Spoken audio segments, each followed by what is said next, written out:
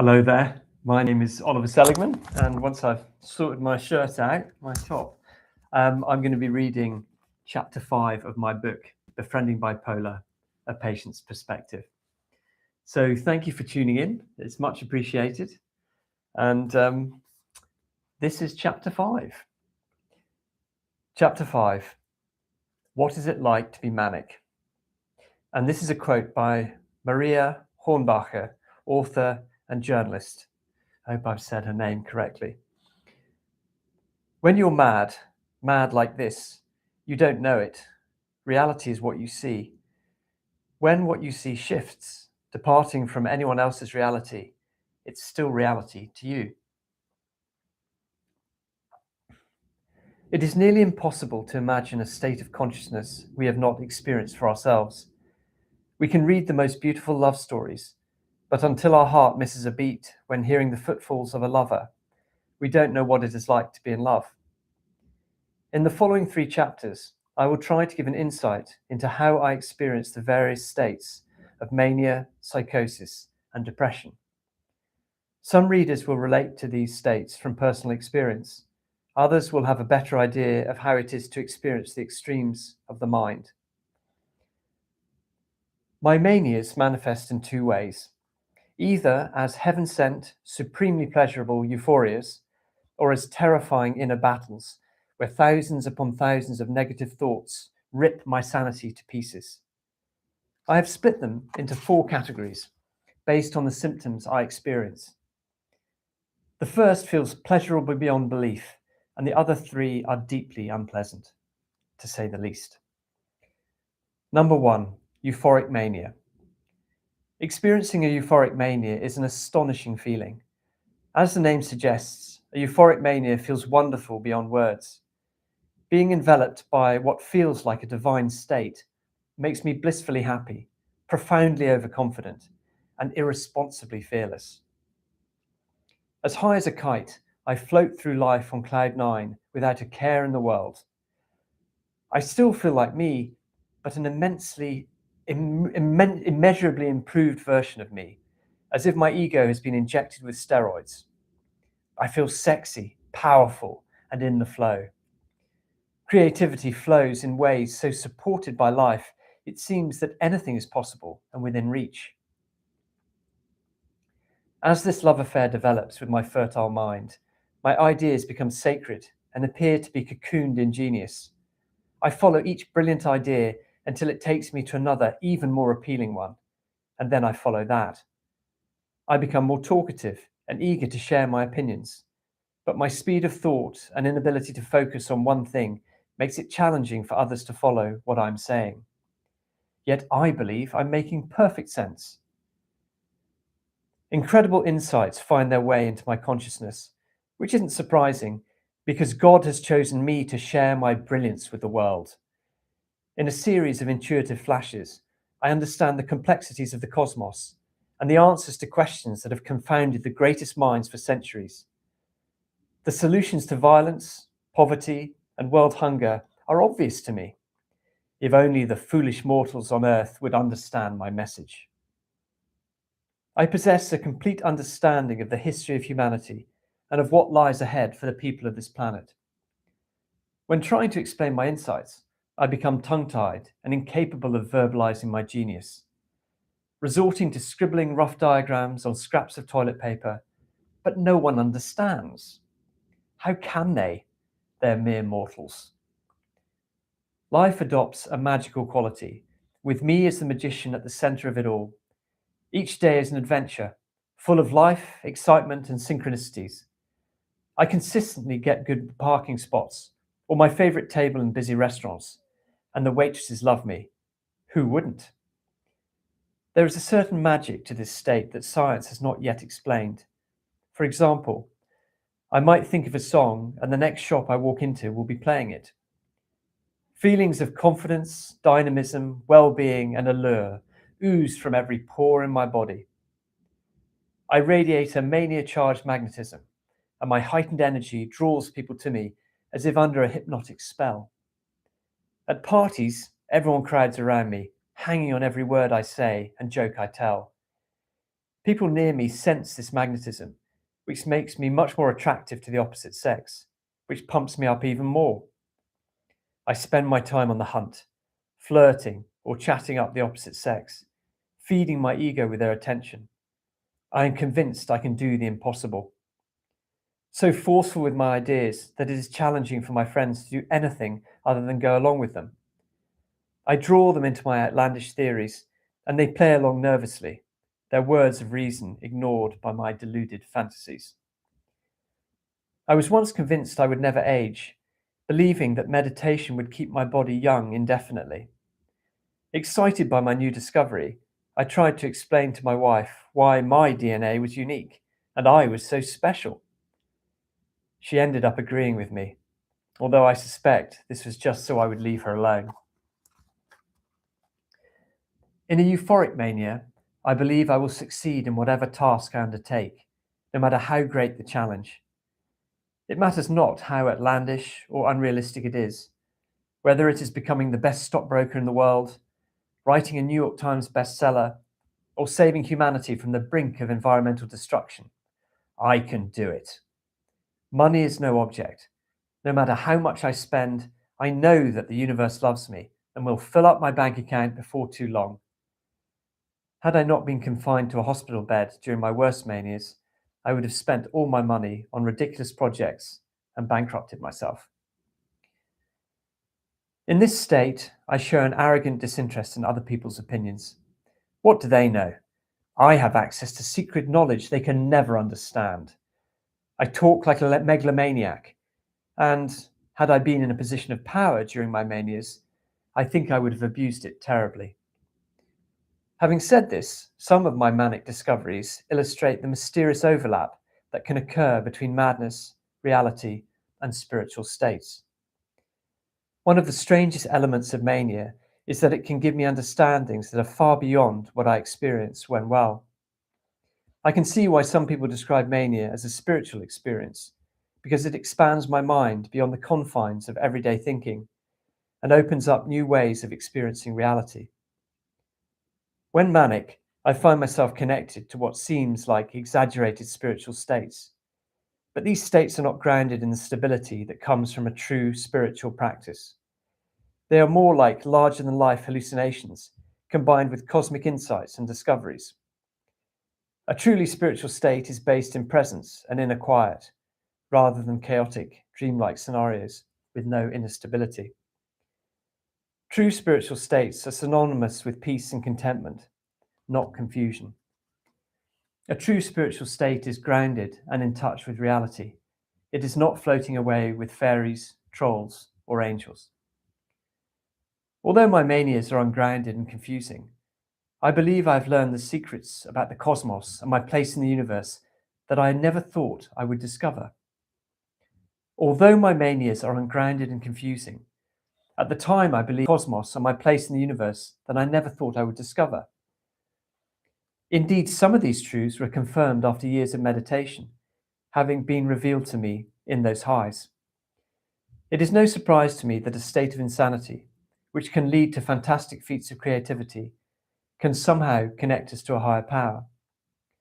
Although the price one pays for this connection is unbearable, often in the form of a deep depression or serious accident afterwards. Lying in a hospital bed, I once perceived that there was one permanent thing in the universe, a field of presence or consciousness that had no limits or boundaries. Everything else was transient.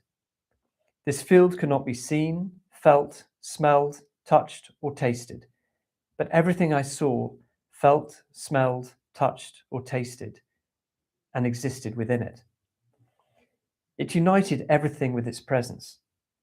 Through years of spiritual work, I discovered my insight was actually true, but this time it came from a peaceful state of consciousness, not a crazy manic high.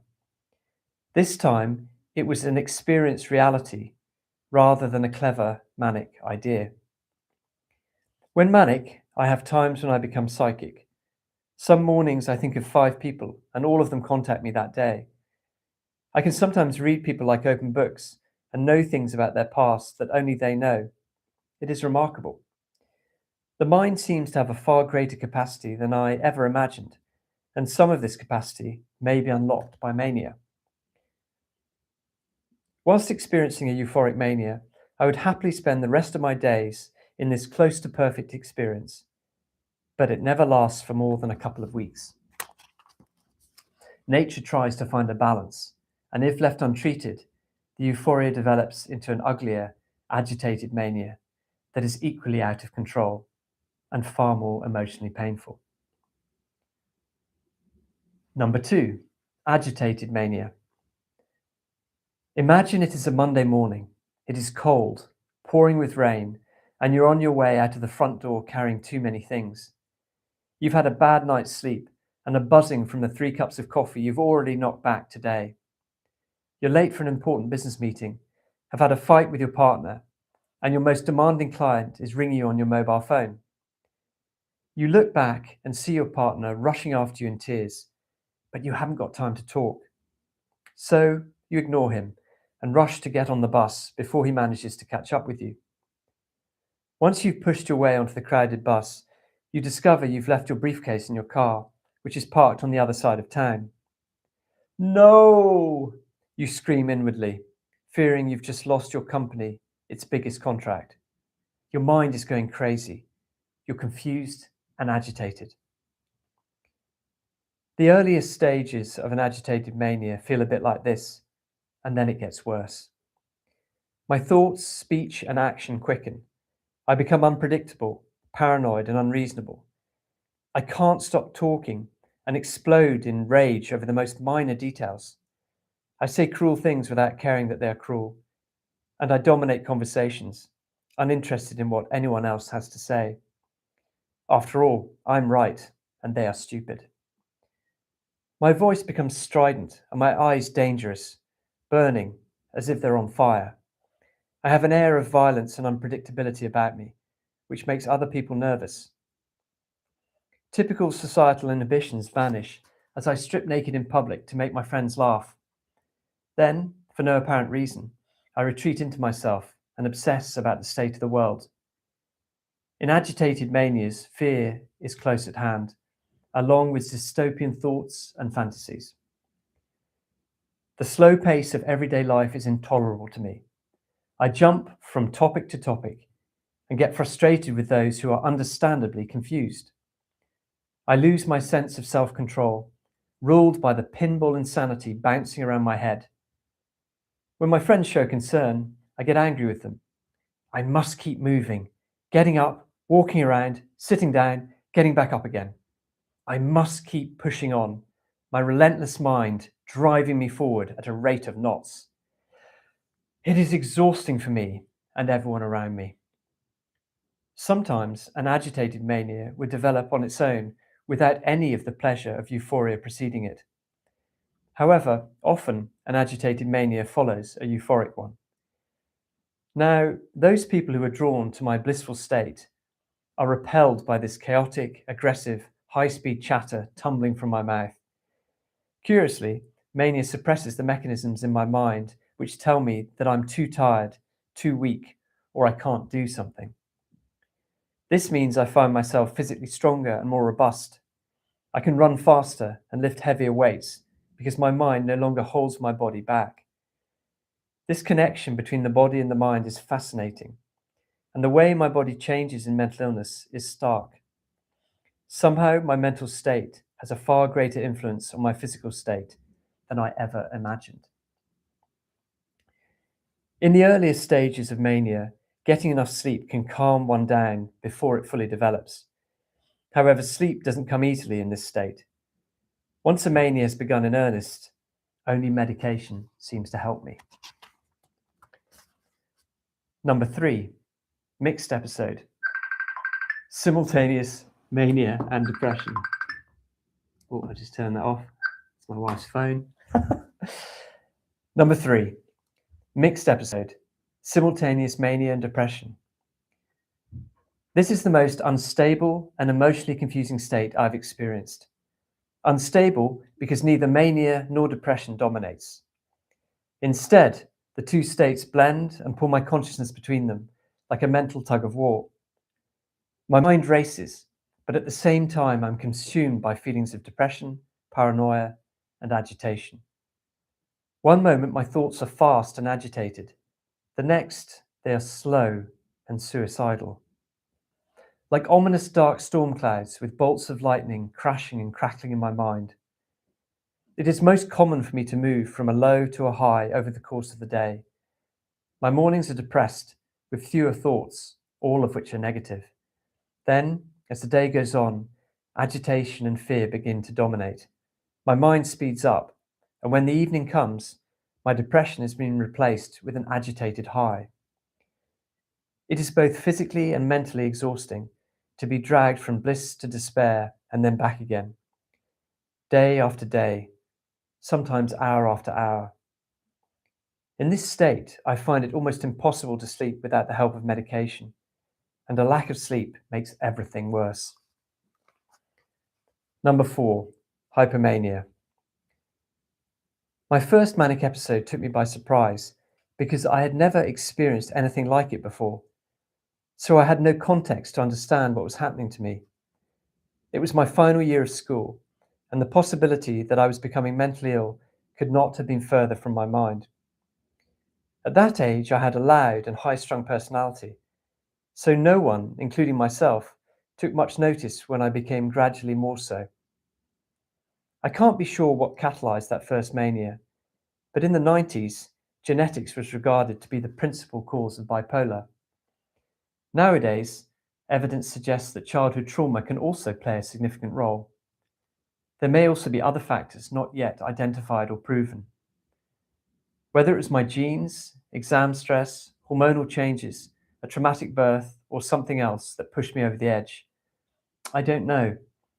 Either way, I believe it was only a matter of time before something awakened this sleeping monster and gave it a chance to gnash its voracious teeth. Looking back at my childhood, I can see I was at risk of developing mental problems later in life. I had a nervous temperament and was a supreme perfectionist. I put myself under enormous pressure to be good at things rather than appreciating them for their own sake. I had an up and down personality, 1 minute enthusiastic and happy, anxious and worried the next. Recurrent nightmares plagued my sleep, and my thoughts were often harsh and violent. When I was 11, all the pupils in my class were pitted against each other in an academic league table. At the end of each term, a sheet with our names and our final position was pinned to the school notice board for all to see.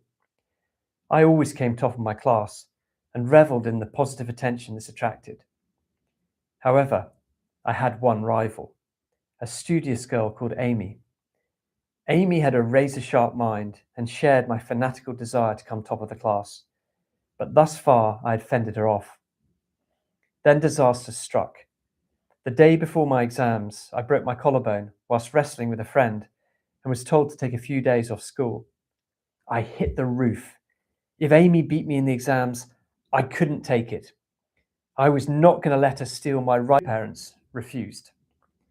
All the other children would have jumped at the chance to miss those exams, but I couldn't bear the thought of it. Whether these neurotic traits were a symptom of bipolar or ended up causing the condition, I can't be sure. One thing I do know is that stress builds on itself, which means a tendency to get stressed leads to more of the same. If one experiences too much stress for too long, something usually gives. With me, it was my sanity. Many bipolar sufferers don't experience an equal number of manias and depressions, having a propensity for one or other of the two poles. Research has shown that the majority spend more time depressed than manic. As an enthusiastic extrovert who liked getting stuck into life, my tendency was to become manic. Had I been the melancholic type, perhaps depression would have been the pole towards which I graduated. With every manic episode I've had, the mania crept its way into my mind over weeks rather than days. Initially, this insidious assault made spotting a developing mania difficult. The difference between having a few great days and the start of euphoric mania wasn't easy to recognize. At the beginning of euphoric mania, I would feel so good I had no reason to suspect that anything was amiss. I just enjoyed myself. 30 years and many manias later, I'm better equipped to spot the warning signs of an episode.